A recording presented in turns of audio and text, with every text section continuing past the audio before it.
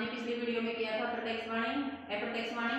इस वीडियो में हम करेंगे प्रत्यक्ष वाणी को अप्रत्यक्ष वाणी में बदलना सीखेंगे या प्रत्यक्ष वाणी को अप्रत्यक्ष वाणी में बदलने के नियम। इसके 5 नियम हैं। कितने हैं? 5। पहला नियम क्या है? क्रिया को चेंज करना है। किसको? क्रिया को। अब क्रिया देखो, कहता है, काल तीन होते हैं, वर्तमान, भूतकाल, भविष्यकाल। तीनों कालों की क्रिया हम चेंज करनी सीखेंगे। अगर वर्तमान काल की क्रिया है, अकर्मक है, अकर्मक का अर्थ क्या होगा कि उसमें कर नहीं आया है, तो बन जाएगी हेजिटेट, कहता है में। कहता है अगर अकर्मक है तो कहता है में ही बदल जाएगी। कहता है अगर क्रिया सकर्मक है तो बताता है में। कैसे? यहाँ आ जाइए। जैसे इसने कहा राम कहता है। अब देखो यहाँ पे राम कहता है, अकर्मक है ना, ये नहीं पता किसको कहता है, तो यहाँ कहता है का कहता ही रह जाएगा क्योंकि ये क्रिया अकर्मक है। अगर यहाँ कहता राम मोहन को कहता है तो मोहन कर्म आ जाता, तो राम मोहन को बताता है, सकर्मक क्रिया। कैसे हो जाएगा? अब आइए भूतकाल के देखते हैं। कहा, भूतकाल की क्रिया कहा अकर्मक है तो कहा में ही बदल जाएगी।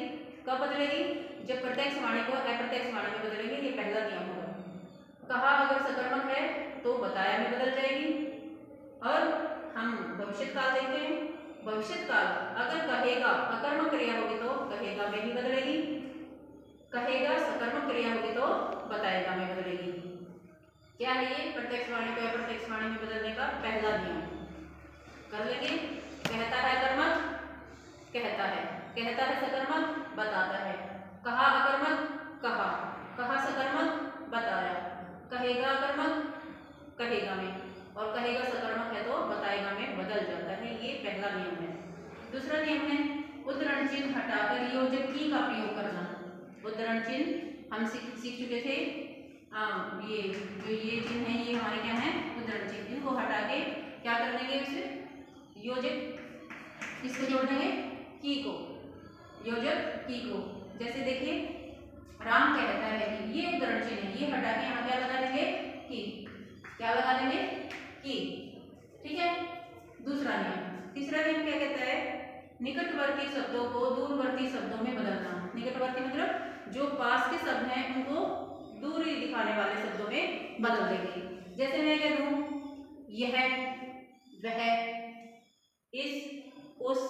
आगे देखिए आज, उस दिन, यहाँ, वहां, अब, तब, आने वाला कल, अगला दिन, उससे अगला दिन, बीता हुआ पहले का, इस समय से उस समय से। मतलब कहने का क्या है कि निकटता दिखाने वाले शब्दों को दूरी दिखाने वाले शब्दों में बदल देंगे। कितने नियम कर चुके हम? 3। किसके? प्रत्यक्ष वाणी को या प्रत्यक्ष वाणी में बदल देंगे। चौथा नियम आता है कारक चेंज करने होते हैं। कर्ता, संबंध और कर्म कारक। कर्ता कारक, संबंध कारक और कर्म कारक। अंग्रेजी में भी सीखा होगा आपने सम का फॉर्मूला SON 1 2 3। ठीक है। अब देखो सन सब्जेक्ट को फर्स्ट पर्सन है जो उसको सब्जेक्ट के अनुसार बदलना, सेकंड पर्सन है ऑब्जेक्ट के अनुसार करना, थर्ड पर्सन है नो चेंज, कोई बदलाव नहीं। तो यहाँ फर्स्ट पर्सन कौन है? उत्तम पुरुष। कौन है? उत्तम पुरुष।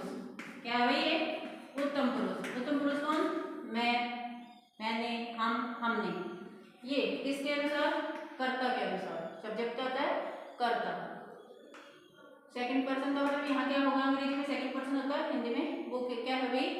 मध्यम पुरुष। मध्यम पुरुष किसके अनुसार बदल जाएगा? कर्म के अनुसार, ऑब्जेक्ट के अनुसार, कर्म के अनुसार। और थर्ड पर्सन मतलब अन्य पुरुष।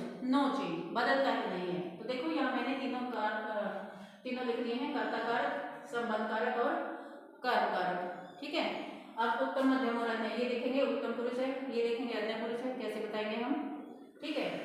यहाँ जो होगा देखो, यहाँ प्रस्तुत की गई वाणी का जो वहां देखेंगे हम, प्रस्तुत की गई वाणी में जैसे ये उत्तम पुरुष है, ये किसके अनुसार बदलेगा? उत्तम पुरुष, कर्ता के अनुसार, राम के अनुसार। ठीक है। वो हम बदल के बताएंगे कैसे। तो हम बदलना सीख लेते हैं कैसे। कर्ता कारक मैं, मैंने, उत्तम पुरुष है। इसका संबंध कारक क्या बन जाएगा? मेरा, मेरे, मेरी।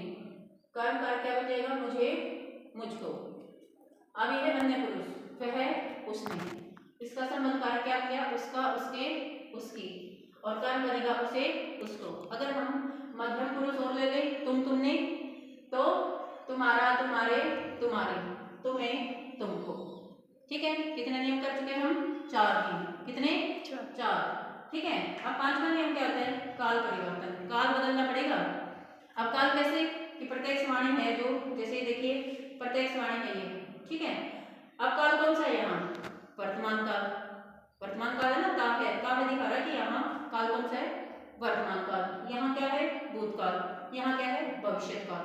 तो ये काल, तीनों कालों को कैसे चेंज करेंगे, कैसे बदलेंगे, वर्तमान काल को भूतकाल में बदलेंगे।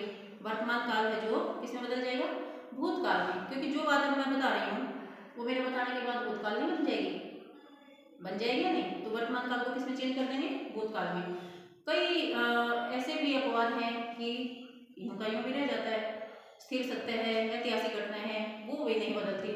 जैसे 2 और 2 4 होते हैं, क्या हम 5 कर सकते हैं, नहीं कर सकते। तो वहाँ काल ज्यों का त्यों भी रह जाता है। भूतकाल और भविष्य काल उसी काल में रहेंगे, क्योंकि जो भूत बन चुका है उसको किस में बदलेंगे, भूत तो भूत ही रहेगा। भविष्य काल ज्यों का त्यों रहेगा, वो नहीं बदलता है। ठीक है, तो ये कैसे, अब जैसे मैं बताती हूँ एग्जाम्पल के द्वारा। जैसे राम कहता है आशीष बहादुर है, राम कहता है, देखिए इस पे जाइए, काल कौन सा हुआ, वर्तमान काल।